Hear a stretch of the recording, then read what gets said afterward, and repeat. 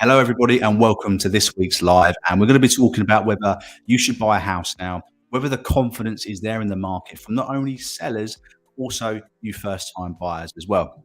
And this week's video or live stream, depending if you're watching it live or watching it on the replay, is all about the confidence that current buyers and sellers have in the housing market and what people are expecting to happen or to do in the next 3 to 6 months. So if that's something you're into, please stick around, watch out the informative part of the video, and then we're going to go into a live Q&A session after the boring figures. So first of all, welcome everyone who is joining me at the moment. Very, very pleased to have you here.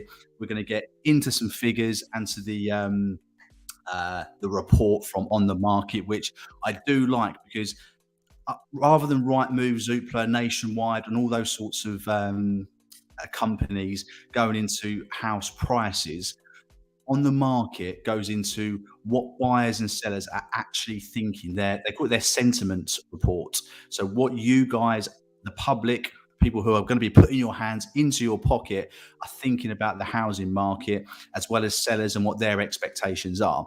And with that information, that can give us a really good idea as to what is going on in the property market and what could be happening in the next 3 to 6 months. So first of all, we're going to say hello to a few people who are here early in the chat. Albie, welcome, my friend. Welcome. Mark, hello. Pay me, if I'm saying that right. Welcome. And Planet Poker with another regular. Thank you very much. Hello, everyone. And Zara's just chipped in here as well. So welcome. You know the score, guys. Let's give this video a like. Let's say hello to everyone. Let's get the YouTube algorithm to push this video out to as many people as possible. So welcome.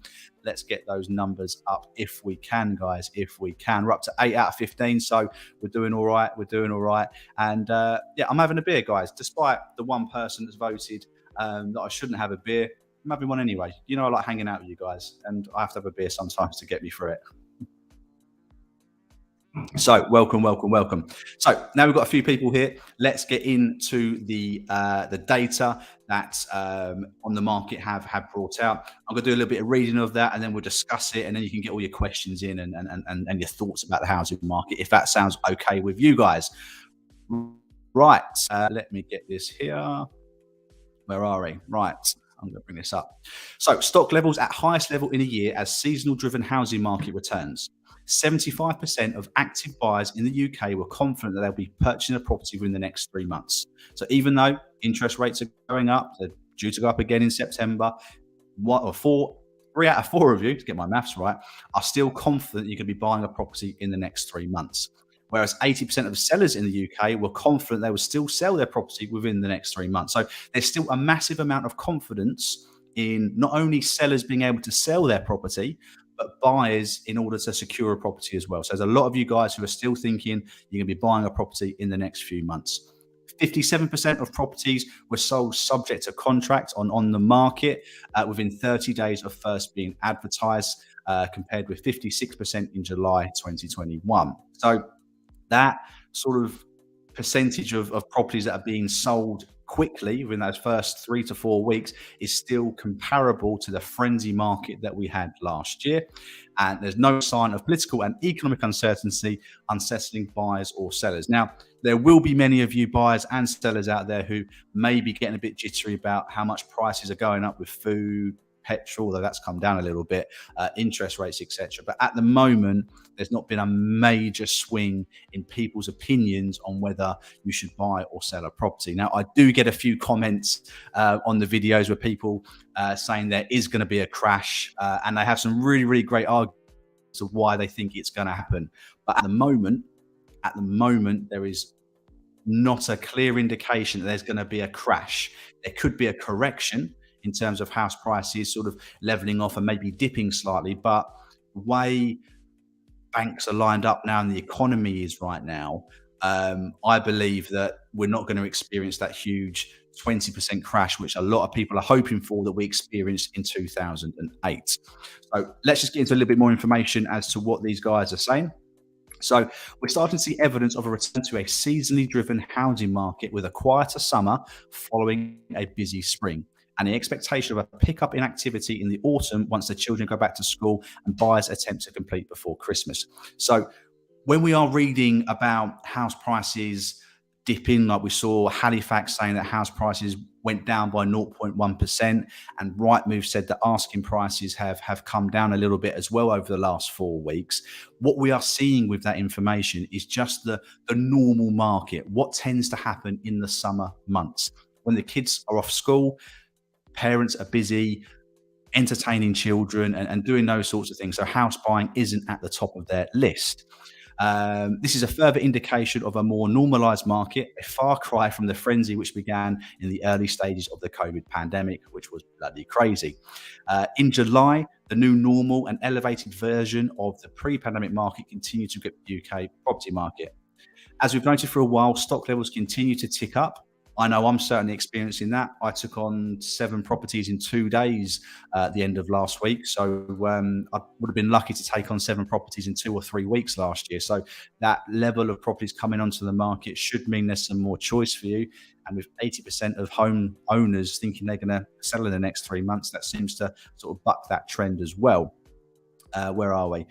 With seasonal effects coming into play this summer, there may be fewer active buyers as people are more inclined to take a holiday. Holiday, wow. Has been the case over the last 2 years, with buyers potentially spending time away from their housing market search. This may have a knock-on effect on stock levels continuing to improve. So with more of you maybe looking to go on holiday over the next few weeks, there's not going to be as much competition in the market, hopefully. But I say there's more properties coming on the market, less buyers looking. That could mean you're not in as much of a competition with other buyers. It goes on to say, despite the rising cost of living, our data shows sentiment was largely unchanged in July. Serious buyers remain committed, with 75% confident that they'd successfully purchase a property in the next 3 months. The same percentage as in June and May. Meanwhile, 80% of sellers, as we said earlier, were confident they would complete a sale in the same time.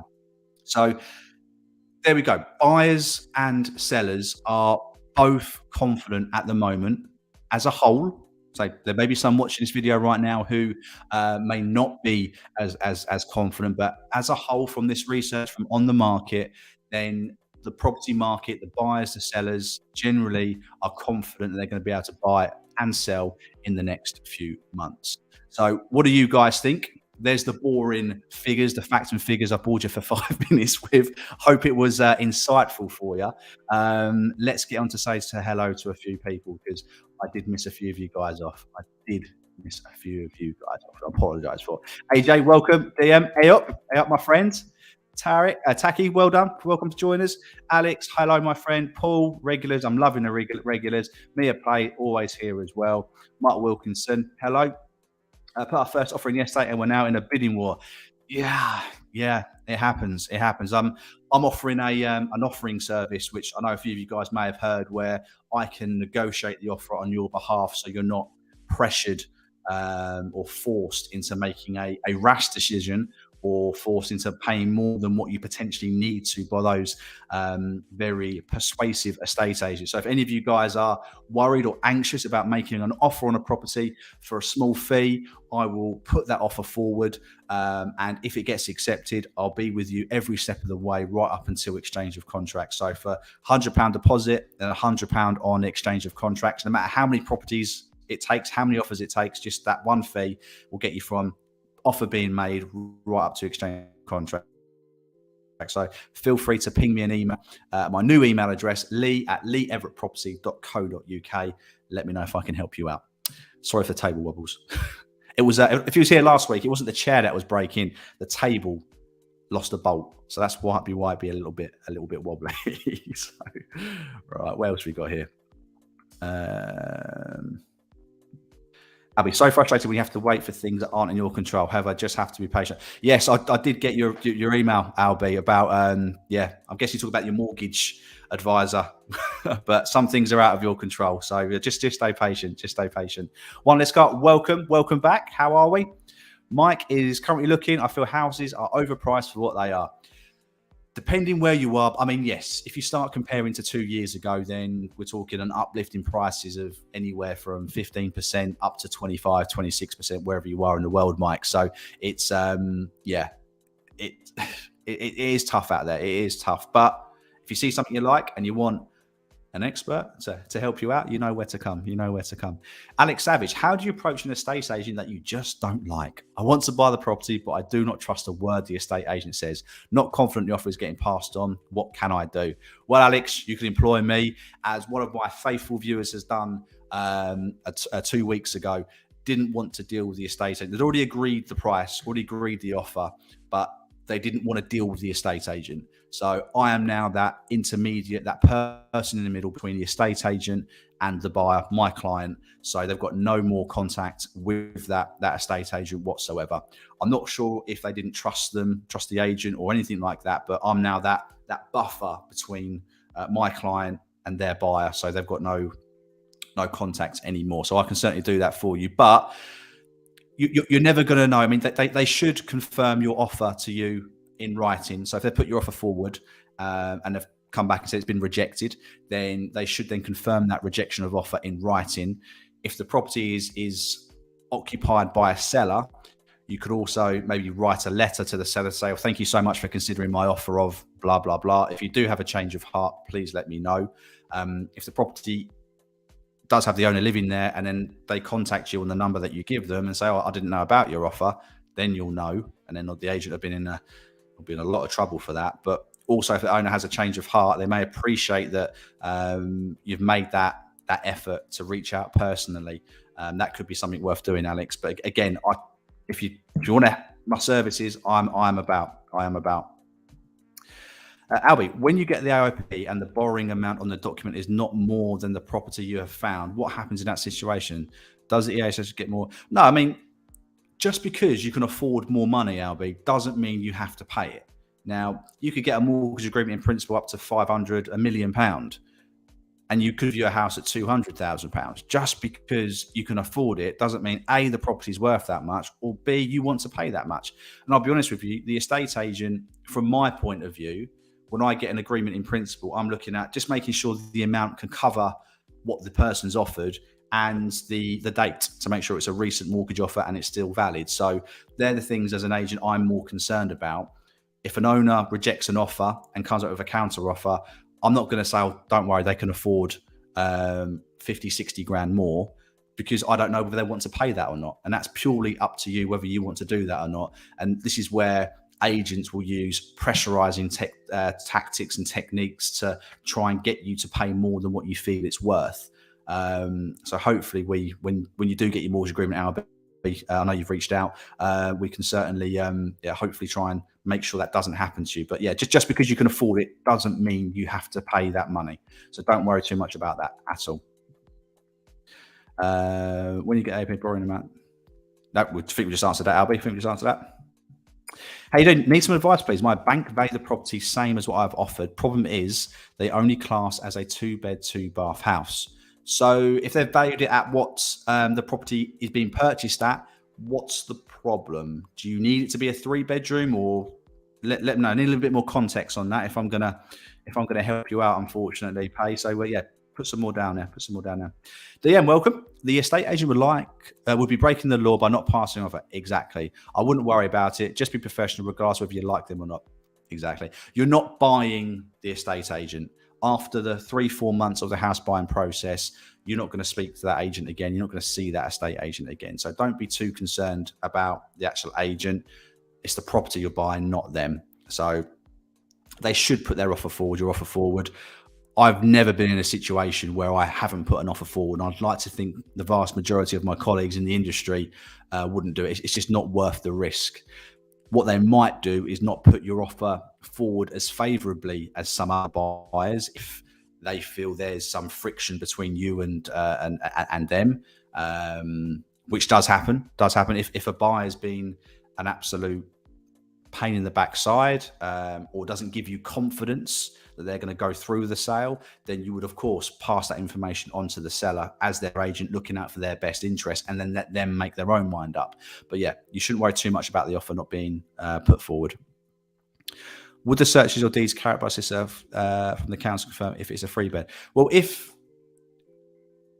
it is a 3-bedroom, it will have room for a bed and a window. So if it's got room for a single bed and maybe a little bit of furniture and a window, then it can be classed as a bedroom. You would normally class those, if it's a house, you'd normally make sure those bedrooms are on the first floor, makes it a little bit more easier to decipher. But what some people do, if they've got two reception rooms, so two bedrooms upstairs and a bathroom, and they've got a lounge, separate dining room and a kitchen, some people may use the lounge or a dining room for an additional bedroom. We may do that if we have guests come and stay, for example. We may turn our front room into a spare bedroom and use our lounge as our dining room as a lounge. So depending on how flexible the accommodation is, but the searches will find out whether any work's been done to the property which needs building regs or planning permission, whether they've knocked out any walls and stuff like that. So yeah, a bit more context, please. A bit more context. If you haven't already, guys, hit that like button. You know I like that. Let's have a quick check to see how we're getting on. We are up to 17 likes and 47. Come on. Last week we stormed it. We absolutely stormed it. This week we're lagging. Houses built like that seems like another. So if it's a 2 up, 2 down, then it's a 2-bedroom. If they've got that additional reception room, then yeah, it could be used as a 3rd bedroom if it was kitted out like that. So yeah.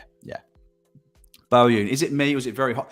I am sweating right now. I'm in shorts and a t-shirt rather than the usual suited and booted, and it is very, very hot. I've got the patio doors open, so if you hear any birds or cats, yeah, that's not me. Or seagulls. Got seagulls here. So very, very humid. So if you do see my head being rather shiny tonight, then yeah, I do apologise. Good evening, Wellington. Good evening. Welcome to the channel. Good to see you. Arvind, welcome. Mike made an offer on a few houses and turns into a bidding war. Don't feel like it's going to slow down. Yeah, I mean, the people I'm dealing with at the moment, the people I'm putting offers forward on, I'd probably say it's well over half have had multiple bids on, and 2 or 3 have been successful in securing the property, and there's 2 that we've unfortunately missed out on. One had 3 offers, one had 5, and I think one had 7 or 8 offers on. So that does really reduce your chances of securing a property, especially at a favourable price as well, when there are many people willing to pay more than what you might be willing to pay for that particular property. So yeah, it can be very, very frustrating, Mike, but stick at it. Oh, tell me about it, fam. Go back on tonight. Well, with energy prices, Bar, you can afford to run a fan. Wait a second. My 2-year fixed at 3.16%. Santander is finishing next year, October. Scared that interest rates are increasing to remortgage or not to remortgage before it finishes. So, Wellington, I would have been in exactly the same situation if I didn't fix for 5 years in October last year, and I'm really glad I did. However, now, from what I've been reading, and I'm no economist or anything like that, there are whispers that July next year, middle next year, interest rates should start to come down, providing inflation's under control and bits and pieces like that. So there's a few if, buts and maybes. So depending on how high interest rates go up until mid next year, they should start to come down at some point. So whether they come down enough by October to be where they are now, I can't answer that question. But if you want some certainty, much like with the energy prices at the moment, if you want certainty of what your payments is going to be for the next 2 years or 5 years, then maybe paying that redemption fee, the early exit fee on the mortgage, knowing that your mortgage payments are going to be that amount for the next 2 years till October 2024, it could be worth doing. But definitely speak to your mortgage broker. Don't just speak to Santander. Speak to an independent mortgage broker who can go to the whole of market and maybe find you a better deal. And you may have paid off, or if you bought a year ago, you should be sitting on around 10% extra equity as well now in natural house price increase. So you may find yourself getting a better loan to value mortgage, which might bring that interest rate down a bit further. So yeah, speak to a mortgage broker. That is my opinion and not advice, because you know I can't give financial advice. I believe the housing market currently overpriced. I saw in the past 4 weeks a dry season, but I can see this week more and more stocks starting to come out. I'm feeling not very optimistic about the. So are you maybe thinking that it may drop, Taki? What are you thinking? I mean, we've had that. Well, I'm still experiencing that little bit of a lull in terms of a few less inquiries coming in on properties, but there's still a lot of sellers coming to the market. So maybe a lot of you buyers are still on your holidays, or maybe just seeing what happens over the next few months. But I personally think the housing market's still going to be pretty strong going towards the end of the year. I say we might see a few peaks and troughs. Is it troughs? But yeah, I don't feel we're going to be seeing that 10, 15, 20% drops that I know a few people who message on the channel want to happen. Hello, Skaz. You made it live. Well done, mate. Hello, Stevie. How you doing? Nice to see you. Nice to see you. Good evening, Mr. Fee. So I'm loving the love. Loving the love. Sits back and gets the beers in. You know it. You know it. I do try to limit myself to just one beer during these live streams. I'm a lightweight these days. Absolute lightweight. So, Skaz, I'm waiting until late next year to buy a couple of properties. The plan is to ride out the 5 to 7 years and sell one off to pay off the other.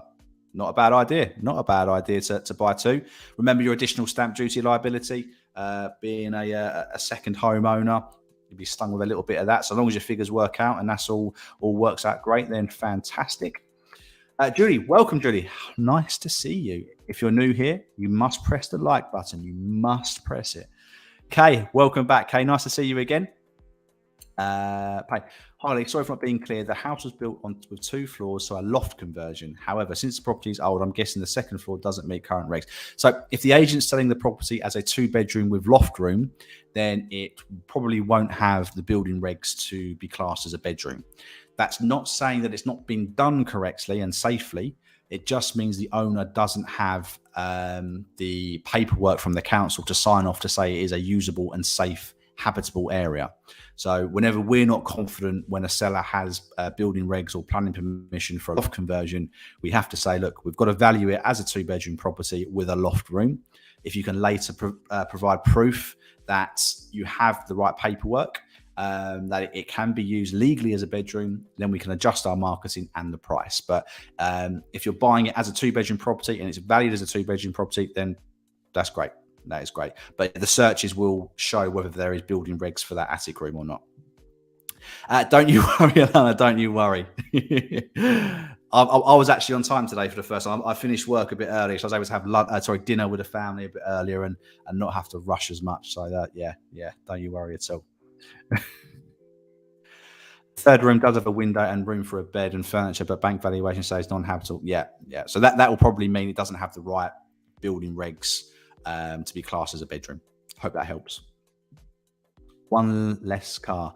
Been holding off triggering searches until mortgage approved. We expect to hear last week and are still waiting. Landlord is asking for 20% more for rent, so considering triggering the searches.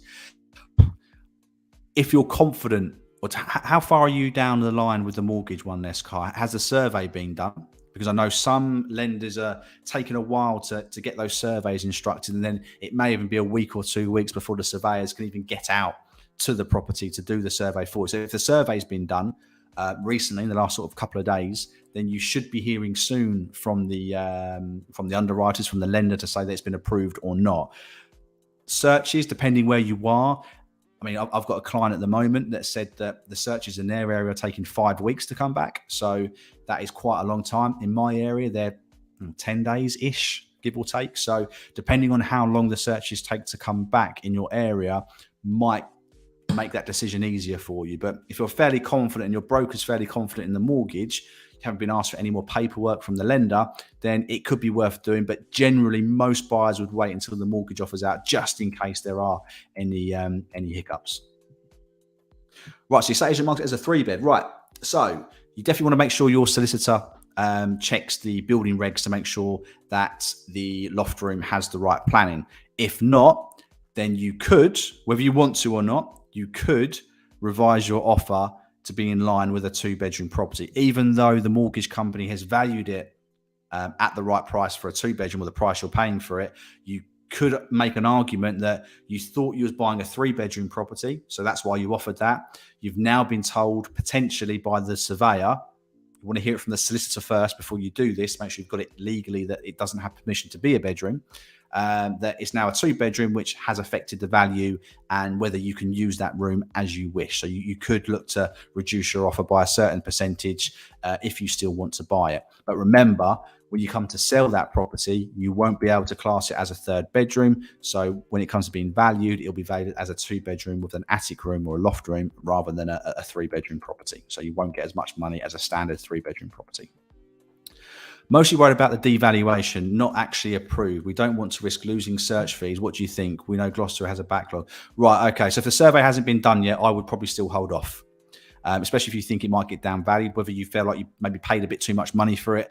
I'm guessing you may have been maybe against 1 or 2 other people when you was offering on that property. So maybe pushed up to the higher parts of your borrowing ability. If it does get down valued, I've just successfully negotiated a down valuation for a client who watches the channel, and yeah, we provided all the proof. We've done the right emails. We worded it right. Luckily, we had a seller who was very understanding. But yeah, we managed to keep the deal together at a reduced price. So just because it gets down valued doesn't mean that's the end of it. If a seller can do something and maybe you can add a bit to it of your own money, then you can get around those. But yeah, if a survey's not been done, my friend, then I would, I'll probably wait for that at least. It means the offer is only constructed. Yep, exactly that, Skaz. Exactly that, all Skaz. Okay, being held up by my solicitors requesting EWS1 certificate. Although I know and have told them the building doesn't require one, they say the vendor solicitors still need to confirm, so the wait continues.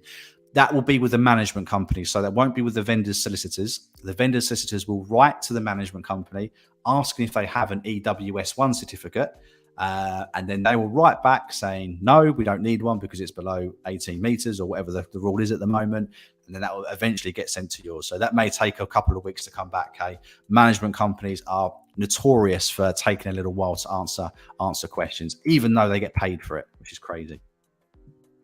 Aaron, welcome back. Hi, Lee. Got my mortgage approved. Fantastic. Nice one, Aaron. Well done. Congratulations. Let's give some love for Aaron getting his mortgage approved. How far down the process are you, my friend? Let me know.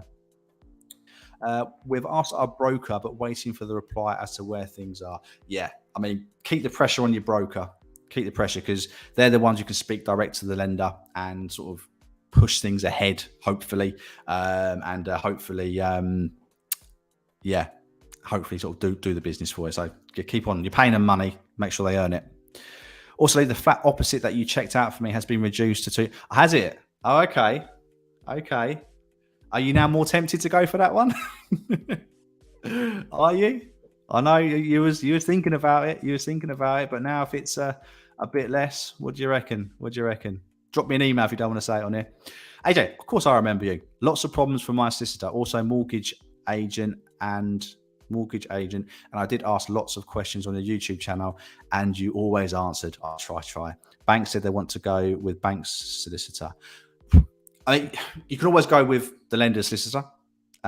They will have a short list of solicitors that they will act or will let them act on their behalf, because when you instruct a solicitor, not only are they working for you, they're also working for the bank.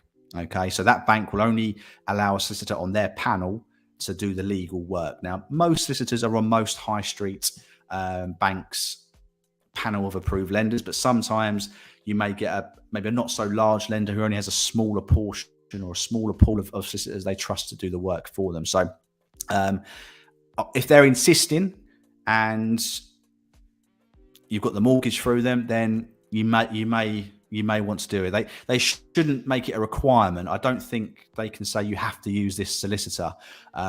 Might be interesting to see if it's the mortgage broker saying that rather than the lender, because brokers do get a referral fee for recommending solicitors, as do estate agents and other sort of intermediaries. So make sure it's coming from the lender and not the broker, because a lender saying that I'm not too common with, but a mortgage broker may say you should use this one because he'll get some money, or she will get some money.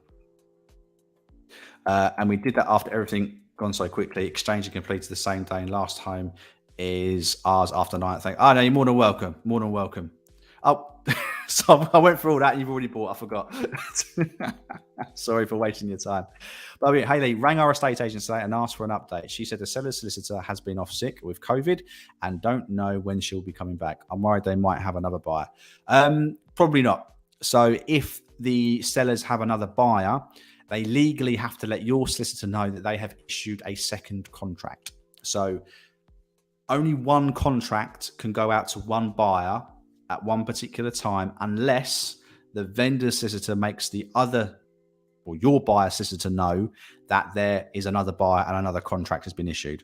Okay, so at the moment, if your solicitor hasn't had that from the seller solicitor, then you are the only buyer. Whether that stays the same or not, I don't know, but solicitors are off sick at the moment. They are booking holidays. They are working from home, so things are taking a little bit longer. So yeah, don't be over worried just yet. But from what you're saying, I don't think you've got anything to worry about. Let's do a likes check, see how we're getting on. 27 from 56, so half of us have hit the like. The other half, come on, let's get in there. Let's get those likes up, if you would be so kind. Where are we now?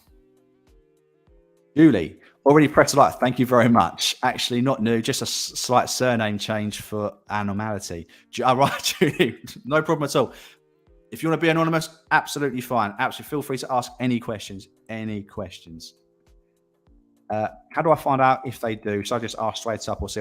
No, I don't think you need to ask. As said earlier, I'm pretty confident that their solicitor would tell your solicitor, because they legally have to, if they've issued another contract to another buyer. So don't worry too much. Guys, just everyone aware, we are looking at another interest rate rise from the 15th of September. Every 6 weeks they do it, guys. Every 6 weeks. So not quite once a month. So just be aware of that. Probably going to go up another 0.5%, I reckon, that they're talking about. So might be worth locking in those mortgages sooner rather than later.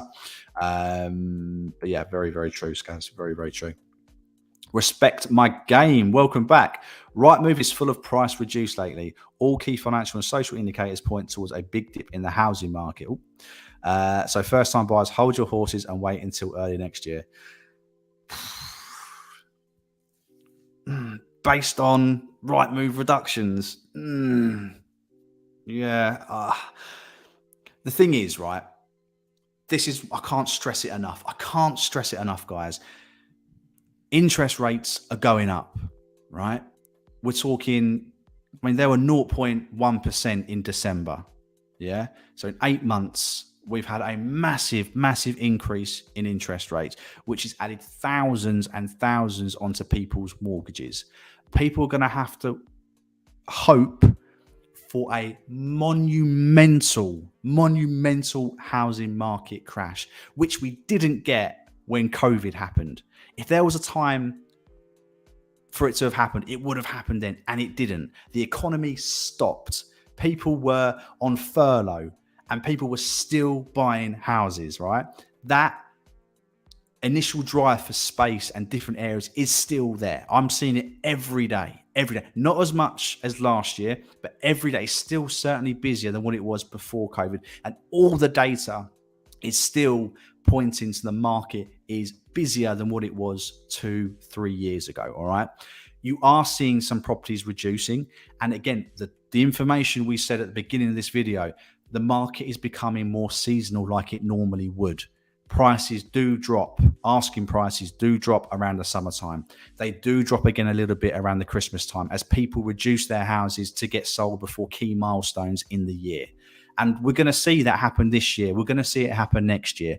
But what are you waiting for? Respect my game. How much of a drop are you waiting for? And how much extra is your mortgage payment going to be by waiting for a 5-10% drop? Okay.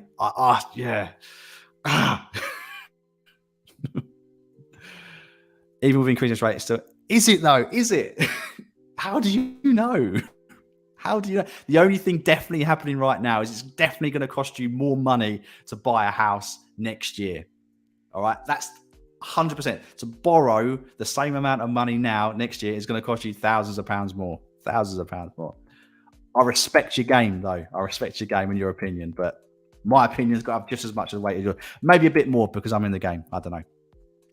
It's more that we don't know, Gloucester, where we want confirmation from the bank we are at an okay standing with the offer. We aren't willing to pay more than the bank says. Exactly, yeah, hold firm. If you're not willing to pay any more, then that's fine. But there is backlog still with mortgage because they are so busy, because there's so many buyers still buying properties. So don't worry, don't worry too much. Just be patient. Just chase the broker and keep on their case.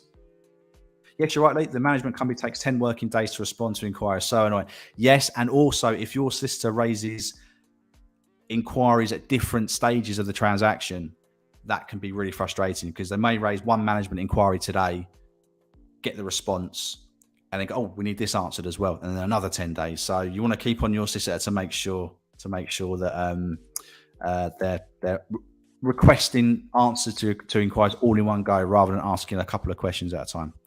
That's why I mentioned it. It may give buyers the opportunity to make lower offers or wait. I'm personally waiting until later next year or when we see a reversal in interest rates. You're more than welcome, One Less Car. One less, more than welcome. You're welcome again. Thanks, Lee. A contract has been sent to my solicitor, so it's with them at the moment. The estate agent has said they're moving pretty fast. That's what we like to hear. That's what we like to hear. Question. Would you recommend two? My granddad isn't against it because of the money. The property's 11 years old and looks in great condition. So you're just out of that normal 10-year building warranty you get for a new build. Personally, an 11-year-old property, being an agent, if I knew the developer and I knew I'd been inside other properties and they hadn't experienced anything major, I probably wouldn't.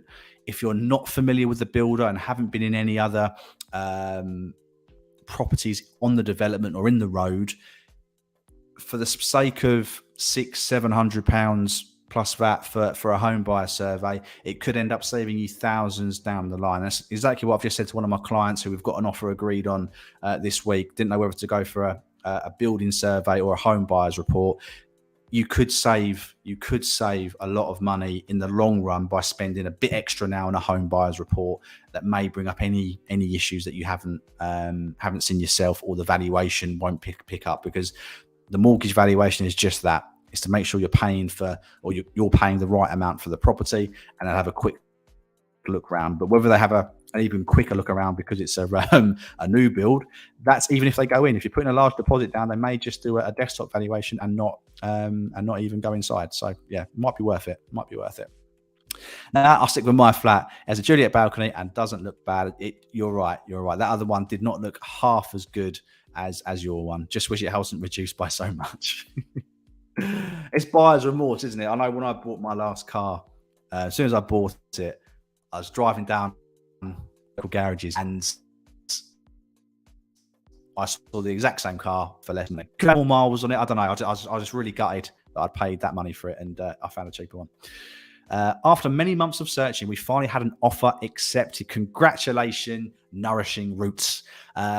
We've had a survey completed. Excellent, but I'm wondering whether to have a gas electrics check before exchanging contract. It is your responsibility to make sure that the gas and the electrics are working. The seller has no obligation, Nourishing Roots, to make sure they are. If it's been lived in, then you'd like to think they are at least working. But for the sake, again, of a couple of £100 maybe to confirm they are working just before exchange of contracts, probably isn't a bad idea. Gas certificates, what are they? £50 to £100. Electrical reports, again, that sort of level, depending on how big the property is. But if you're more than likely going to find some issues with the electrical report, there may be some recommendations on there, which they may advise you to do, depending on how old the wiring is. So it's then whether, if that brings up something that you would like them to do, but it's not a fail, the owner may not reduce the price because it has technically passed, and they're just recommendations. So I would probably look to get it done just for that peace of mind. Your first property, you don't want any surprises once you've moved in. So yeah, I would. Some viewers don't have YouTube account, so can't like or subscribe. That's probably YouTube account to like. I didn't know that. Oh, I think we're frozen, aren't we? Are we frozen? 34 likes. We're getting there, guys. We are getting there. This is quite a stream today. We had about 80 people last week, so we're up to 55 at the moment. So I'm not expecting as many likes, but if anyone does, that'd be great. That'd be great.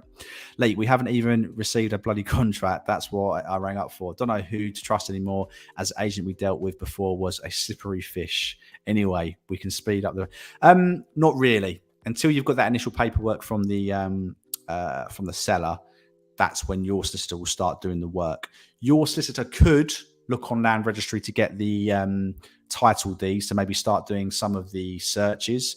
But generally, the buyer solicitor will wait for the seller solicitor to send them. You could chase your solicitor to see if they can find out some information. Sometimes sellers are a bit confused by all the forms that are sent to them to fill out, which can take a little while to come back. I've sat with many a seller over the last 20 years, helping them fill out their forms because it can be very, very complicated. Finding all types of paperwork, guarantees, warranties can be a bit daunting for some. So, So get onto the solicitor and keep chasing that agent. Yes, thanks for all the helpful information you shared. I'm really pleased. Thank you so much for sticking around. I hope you stay around as well after you've completed and share your journey, your tips as well with other first-time buyers and home movers. That'd be great if you wouldn't mind nourishing roots. Interest rates and rent are going up. I'd rather lock in a good mortgage rate and not get sucked into a 20%. I would agree. I don't know how some of you guys afford the rents you're paying and save up for a deposit. I would have struggled now with the rents what they are. Unbelievable. No way I'm waiting any longer for a fee. I've been active for the past 14 months, best part of 14 months. My mortgage payment's up nearly £250 a month over a 5-year fix. That's a 15k drop needed. No chart. My sentiments exactly. EJ, I believe she may have moved. She did say last week that she may be not about over the next couple of weeks because they may be moving. So I hope that's the reason. I'm sure when she's all settled, got a broadband set up, she'll be here to share how it all went. But yeah, I'm missing her too. A reversal of the interest rate is the sole indicator that house prices will stabilise. Until then, they'll unfortunately drop. As the saying goes, a 1% rate change has a 10% impact on prices. Hasn't happened yet though, is it? Hasn't happened yet. Feet up, glass of wine in a new house with I'm sure she'll be back. Mr. Fay. I'm sure she will. She promised. She's my moderator. Otherwise, I've got to hire somebody else for the unpaid role. And that's hard. Getting somebody to do something for free is bloody hard. Oh, I need to show. Anyway. I just got myself a Land Cruiser. I have to find a cave until this whole thing's blow over. Get down the Winchester, yeah? Is that the old on what's that film? Get down to Winchester, have a pint until it all blows over. No, you're probably right, Mr. Fee. Used and used and left us high and dry. No. She'll be back. I'm sure of it. I'll tell them you don't have any faith in her when she comes back. Harley, sorry about last week. Our offer of 475,000 cash was accepted, and we're waiting for the survey report. Fantastic! Congratulations, Milo. Congratulations. Hope you share with how the report goes. Is it just a valuation or is it an actual home buyers or structural report? How do you ensure the seller has paid all the outstanding gas and electricity bills on the property? That's not too much of an issue because once you've exchanged contracts, you'll call your supplier to transfer over your current tariff to them. They'll contact the current supplier and request to see if they can take over the supply. If they get a no, then that would indicate there's quite a large debt on the account. And what you could do on completion day, I've literally done this last week for one of my buyers from my 9 till 6:30 job. There's a debt of £960 and E.ON wouldn't release the supply to the new supplier. You call up on the day, they send an engineer around to sort it out basically, or they wipe it out. But the property can't be empty. You've got to be completed and living there. Otherwise, they don't class you as an emergency. But you could ask your solicitor to make it part of the contract that utilities are cleared and you're going in with no debt. But technically, when you take over the property, you move if you're in a property now and paying your own bills, you move your current supplier to the new property, and the debt, if there is one, should stay with the seller rather than you having to take it on. If it's a prepayment meter, then you'll need to call the supplier once you've moved in, let them know you've moved in, and they should reset the meter and try and track down the previous person. We got it £7,500 less than our previous offer, which was rejected on the same house. Oh, fantastic. That's great news. Absolutely great news. Great news. BGCTV, could we not see a drop in the market, and then once inflation is under control, once the new promising interest rates come back down? Yeah, I mean, it's possible. But as the data, the housing market data, are not wishful thinking from people. And I don't mean to sound horrible, but the data at the moment is there's still more buyers than properties, even though interest rates are going up. So that's going to happen. Interest rates mean borrowing more is going to cost you more. Sorry, borrowing is going to cost you more than what it did 8 months ago or even 6 weeks ago. So you could see house prices. I mean, I've never said they're going to continue to go up. I've never said that. For the foreseeable future, I said last year there was only one way. But there's always a point when they start to level off, and there may be dips, 1% here, 2% there, and you may see them go up again. So you may see that sort of trampoline or kangarooing of up and down up by small margins, but I just can't see the massive drops that people are hoping for. Nearly coming up to 4 months for us and still not got the contract. Bloody hell, give me food. What's going on? What is going on? That's nuts. Absolutely nuts. Interest rates can keep rising, but people will just stop buying surely. It's getting to the point where it can be completely unaffordable. Yes. So the average person, not the table, average person is finding it hard, but people find ways of doing it. There's not also just first-time buyers that are buying properties. You've got investors, you've got people downsizing, people upsizing. So the market is heavily dependent on, to a degree, to first-time buyers, which is why the government do as much as they can to support first-time buyers and keep the housing market going. But there are other people who always need to move. Always, no matter what's going on in the world, people will always need to buy bigger, relocate, or downsize. That's just the way that people die, properties come on the market, people go into homes or need to get rid of stairs. There's always going to be people looking to move, no matter what is going on. Even in the recession in 2008, still selling houses. Even though mortgages were a right pain in the backside to get hold of, people were still buying properties. And there was more on the market back then, and people were still buying. There's less on the market now. Interest rates are still cheap. Wages are going up. I know other things are going up as well, but eventually that should start coming under control with any luck. And I think we're going to see a lot of people who may have waited a year maybe get caught short. I could be wrong. This is my opinion, but that is my opinion, and I'm sticking to it. Thanks, Eve. When my friend decide, I'll buy definitely. Thank you very much. Do like a recommendation. Forgot to say before, you're doing a great job here, Lee. Keep it up, mate. Keep it true and honest. It might not make you the most likable person now, but it'll make great dividends in the future. A lot of people aren't going to agree with me, and I'm not here to be liked. People like to be liked, don't they? But I'm just here to give you my opinion on what I think is going to happen. Then it's up to you to take other people's opinion, your own opinion, other evidence, and make your own decision. But if you're here listening to me, I'd like to think that you might value what I say to a certain degree. Late, been looking for 3 months for anything that's decent freehold. Seems that the freehold properties are snatched. I don't want to move to Dagenham or Croydon. What I have to change? Be patient. Go react quickly. I know you put a lot of research into your properties before you offer. Sometimes it might be worth just making that an offer straight away. And while you're waiting to hear back from the seller, do your sort of research, because you're coming up against other buyers at the moment, aren't you? So get that first offer in first, give the owner something to think about, then do your workings out as to what you think you're going to go to on that one. But yeah, if you can change, like I say on the channel, buy the house you need, not the house you want. If there is a property which is just slightly in a different area, maybe not Dagenham or Croydon, maybe a little bit further towards where you want to go, which you had ruled out, maybe a one less bedroom, then it could be just a small compromise can open up a whole possibility of new properties for you.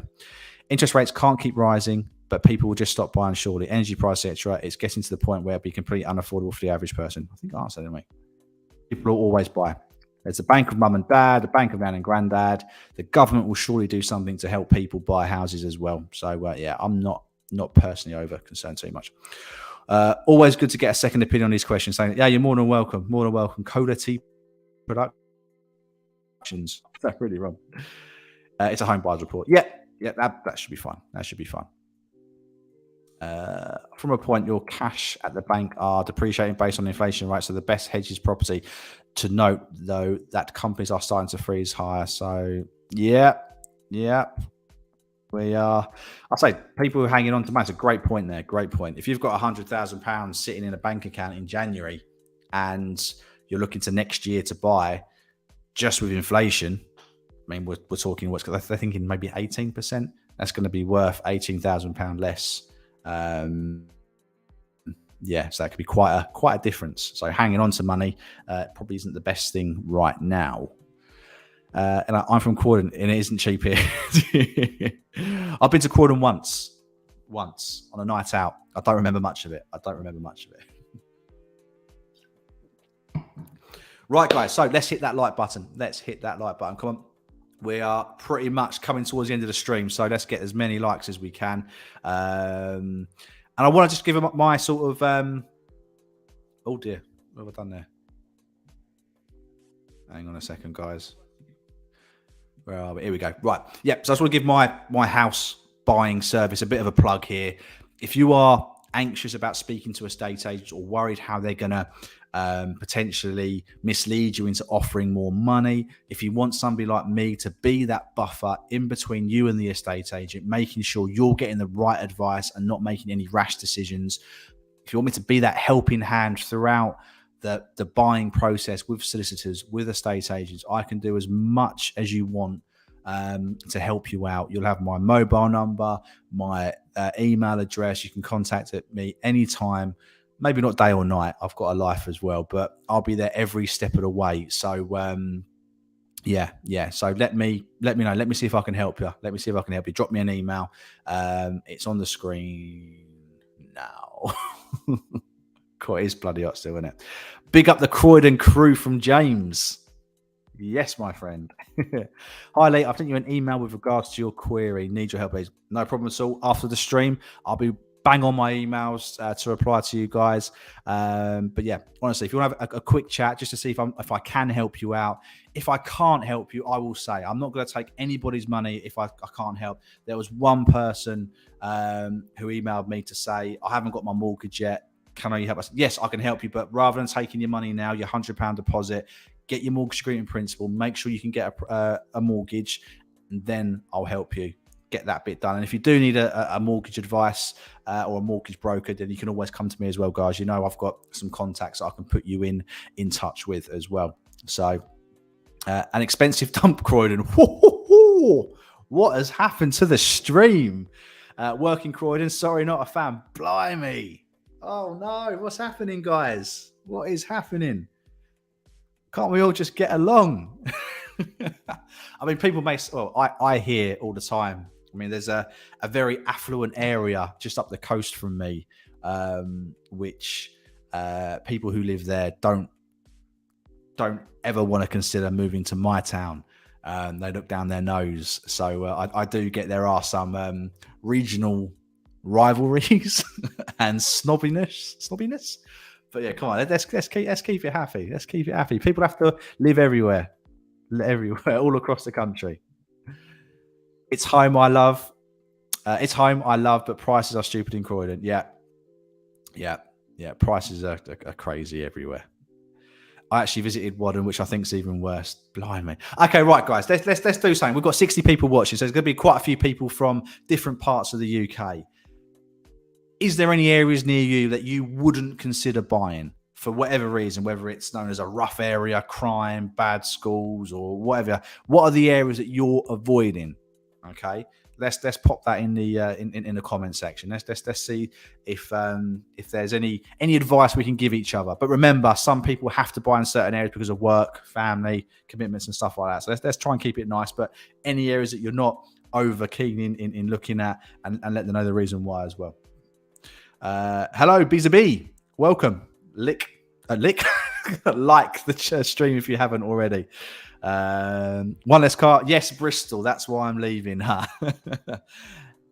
New Addington, Croydon is getting a Westfield soon. It's going to turn it around. Who doesn't like a Westfield? Wouldn't want to buy in Harlow. Okay. South London. That Croydon is South London, isn't it? Is that right? Geography is not my strong point. It's not getting Westfield. Oh yeah. You heard it here first, James. Westfield has been canned. So what does that mean for Croydon if Westfield's not going to be there? Are you reliant on that? Are you reliant on that to sort of big up the area? South London, excellent. So I do know my geography a little bit. Hello, Lee. What do you think about moving to East Riding of Yorkshire? I mean, I don't live, maybe you can tell by my accent, I don't live anywhere near Yorkshire. Do like a cup of tea, a Yorkshire cup of tea. But anyone here from that part of the world who can help out Bezzy B? East Riding. Do you live near there at the moment? Is that somewhere where you live nearby and looking to move there, or is that a complete change of area for you? Peace out, everyone. See you later.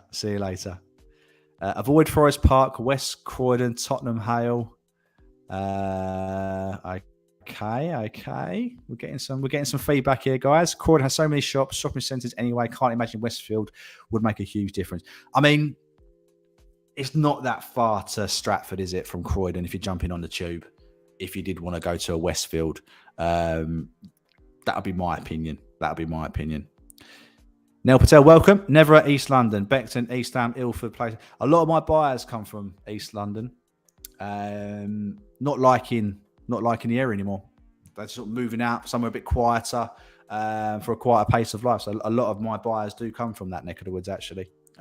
Without that natural migration from East London and even South London to some degree to my area, I'd have a lot less buyers buying. So yeah, there seems to be a natural progression from people retiring down to where I am as well. Warrington is hot right now. So hot right now. Don't know why I've done that. In between Manchester, Liverpool, Chester has the Lake District 90 minutes away and the beach 60 minutes. I love the Lake District. Me and my wife, we went there a couple of years ago and beautiful. Wish we had more time there before we had the kids. But yeah, fantastic place to at least visit anyway. Absolutely beautiful. Aaron Kidd is saying no to Coventry. James lived in Croydon all my life, but just bought a house in Sussex. I'm free. Yeah, posh boy going Sussex. Oh dear. Oh, I love all this. Right. Anywhere else where people should probably not buy? Let's give some reasons. A lot of people escaping London to Sussex.